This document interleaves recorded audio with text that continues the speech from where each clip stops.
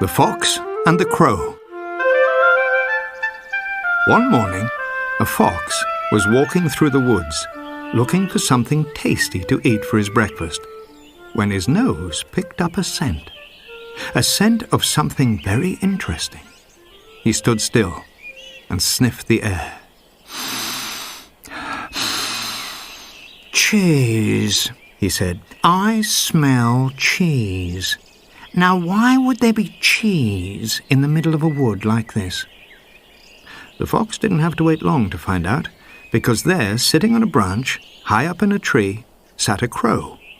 And in the crow's beak was the biggest piece of cheese he'd ever seen. Now, the fox loved cheese more than anything in the whole world, and he decided that come what may, he would have that piece of cheese for himself. "Morning, Mr. Crow," he said. "Why don't you come down and have a little chat?" The crow didn't reply. He just sat on his branch and looked down at the fox. "He must think I'm stupid," thought the crow to himself. "That fox is after my cheese. If I fly down there, he'll jump on me and gobble me up first and then the cheese. Foxes can't climb trees, so I'll just sit up here and enjoy my piece of cheese." The crow was just about to swallow his lump of cheese when the fox said, "That cheese looks a bit mouldy to me. I wouldn't eat it if I were you. Mouldy cheese is very, very dangerous.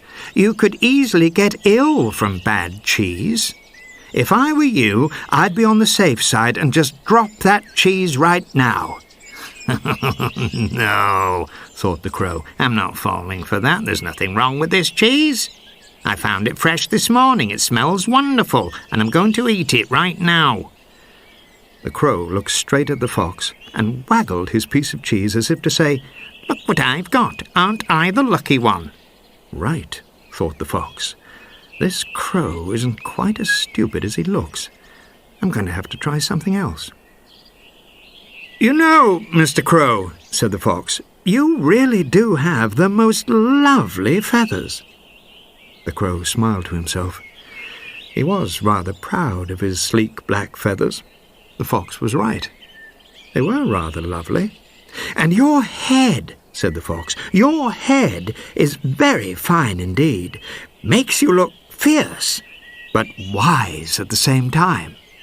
"Right again," thought the crow. "That fox knows what he's talking about, because I do look fierce, and I am very, very wise. And I bet you've got the most beautiful singing voice too," said the fox. "I can tell just by looking at you. I mean, all crows are good singers." The crow nodded.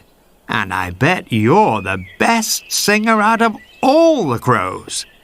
The crow nodded again. "See, I can tell you're a great singer just by looking at you. How I'd love to hear you sing just once. That's all I ask. Just one little song would make me so happy." The crow's mind was racing as the fox started to walk away. "Oh, well, I see I'm not in luck today," sighed the fox. "Suppose I'll just have to go and listen to a boring old skylark or nightingale." The crow thought to himself, "The fox is right. I'm a wonderful singer. Much better than those boring nightingales. And larks, very overrated. I shall sing. I shall sing for the fox right now." As the crow opened his beak and started to sing, the piece of cheese fell to the ground. The fox licked his lips. "Thank you, Mr. Crow," he said. "You can stop singing now. That horrible sound's spoiling my breakfast." "But you said you loved to hear a crow sing." "Ho, never believe what people tell you when they're trying to steal your cheese."